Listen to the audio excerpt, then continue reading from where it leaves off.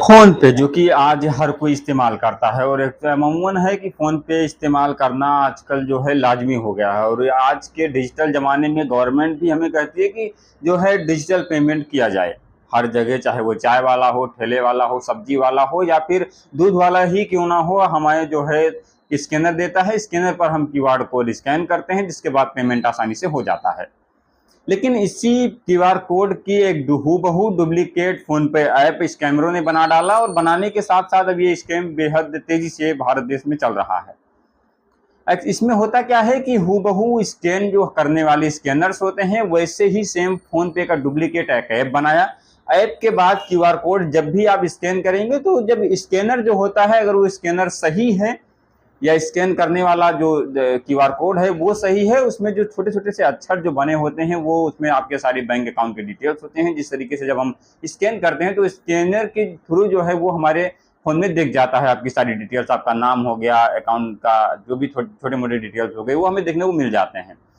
अब इसी तरह से जब स्कैमर्स इसको स्कैन करते हैं तो हूबहू आपका नाम भी देखने को मिल जाता है, तो आपको लाज़मी लगेगा कि शायद हाँ, सही बात है, हमारा नाम कुछ सब कुछ आ रहा है तो अब ये सही है। लेकिन पेमेंट करते हैं, जो स्कैमर्स होते हैं वो स्कैन करते हैं, आपके सामने पिन डालेंगे, अपना पेमेंट करेंगे, पेमेंट हो भी जाएगा। आपको उसका जो है जो स्क्रीनशॉट जिस तरीके से हमें दिखता है कि हाँ, ये स्क्रीनशॉट आ गया अभी, वो स्क्रीनशॉट भी आपको दिखेगा, लेकिन पेमेंट आपके खाते में कभी पहुंचेगा ही नहीं। यही सबसे बड़ा स्कैम चल रहा है और इसको बरेली पुलिस ने इसका खुलासा करते हुए एक पुलिस अधीक्षक ने करके भी दिखाया कि आखिर किस तरीके से स्कैमर्स जो होते हैं वो स्कैन करके स्कैम करते हैं। तो सबसे पहले चलिए आप सभी को वो वीडियो क्लिप दिखाते हैं कि किस तरीके से स्कैमर जो होते हैं वो आपके साथ स्कैम कर सकते हैं।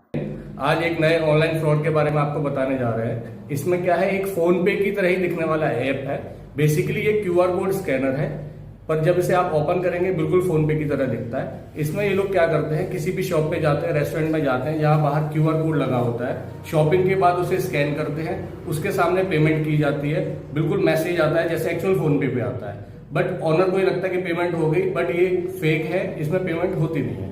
इसका एक डेमो करके हम दिखाते हैं आपको ये काम कैसे करता है। ये दो फोन है हमारे पास, एक ये ऑनर का मान लीजिए जो शॉप पे लगा हुआ है जिसमें क्यूआर कोड है, और एक ये अभियुक्त का फोन है। इसमें ये देखिए फोन पे नाम का ऐप है। ये एक्चुअल में बिल्कुल फोन पे की तरह ही दिखता है, आप इसे देख के बता नहीं पाएंगे। वो आपके सामने ही इसे ऐसे ओपन करेंगे, ये बिल्कुल फोन पे की तरह ही दिखेगा। पहली नजर में आप नहीं जल्दी पता कर पाएंगे क्या चीज है, पर ये क्यूआर कोड स्कैनर है वैसे बेसिकली। अब ये स्कैन पे जब हम जाएंगे और ये जो शॉप का क्यूआर कोड है इसे हमने स्कैन किया, स्कैन करते ही जो डिटेल्स आएंगे वो बिल्कुल सही आएंगे, क्योंकि ये जो है क्यूआर कोड है तो बिल्कुल सही क्यूआर स्कैन करेगा। और एक हमने एक अमाउंट डाल दिया जो भी इनका शॉपिंग का अमाउंट है, प्रोसीड टू पे आएगा, ये करेंगे बिल्कुल वैसा ही पॉपअप आएगा जैसा फोन पे में आता है ट्रांजेक्शन के लिए। इस पे जब जाएंगे यूपीआई का पेज आएगा पिन डालने के लिए।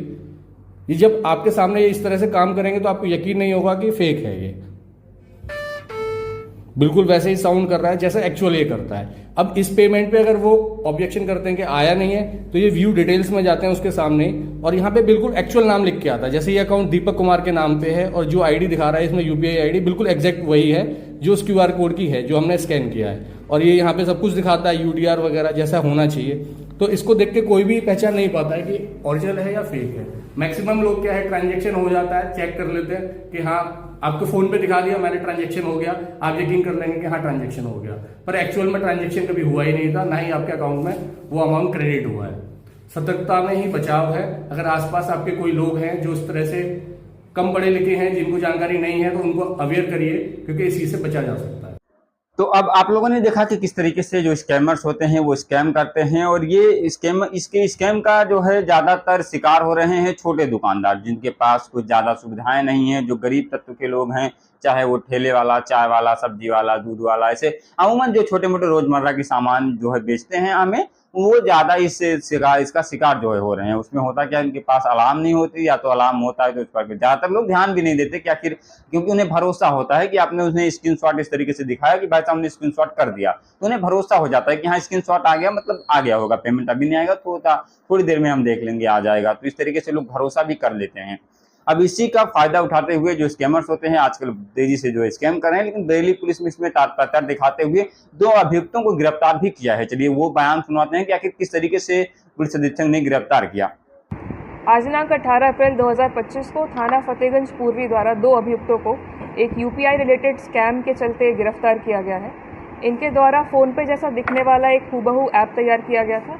उस ऐप के माध्यम से ये एक्टिंग करते थे कि दुकानदार को पेमेंट किया जा रहा है और उस ऐप में शो भी करते थे कि पेमेंट सक्सेसफुल हो गया है, परंतु दुकानदार को वो पेमेंट कभी भी ट्रांजैक्शन कंप्लीट नहीं हुआ और सक्सेसफुली पेमेंट कभी कंप्लीट नहीं हुआ।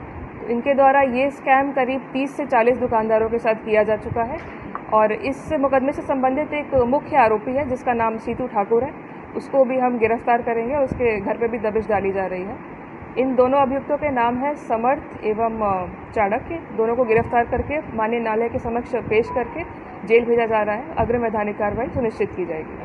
तो अब आपने देखा कि किस तरीके से बरेली पुलिस लगातार इस पर धरपकड़ कर रही है और अवेयरनेस फैलाने की कोशिश की जा रही है। स्कैमर जो होते हैं, साइबर ठग जो होते हैं, वो लगातार नए नए जुगाड़ जो अपना रहे हैं, लेकिन इसमें जो उत्तर प्रदेश पुलिस है वो कहीं भी पीछे नहीं हटती हुई नजर आ रही है और लगातार इस पर अवेयरनेस फैलाया जा रहा है। बाकी आपको क्या कुछ लगा इस खबर को सुनने के बाद? आपने छोटे मोटे जो भी दुकानदार हैं आपके आसपास हैं जिनको ये चीजें नहीं पता है, उन तक ये वीडियो जरूर से शेयर करिएगा, क्योंकि उनके साथ भी ये धोखाधड़ी हो सकती है। बाकी मेरा नाम ऐसी आप देख रहे थे बेस्ट न्यूज। ऐसी ही बड़ी और लेटेस्ट खबरों के लिए हमारे चैनल को सब्सक्राइब भी कर सकते हैं। तो चलिए मिलते हैं किसी नए अपडेट के साथ, तब तक के लिए जय हिंद, जय भारत।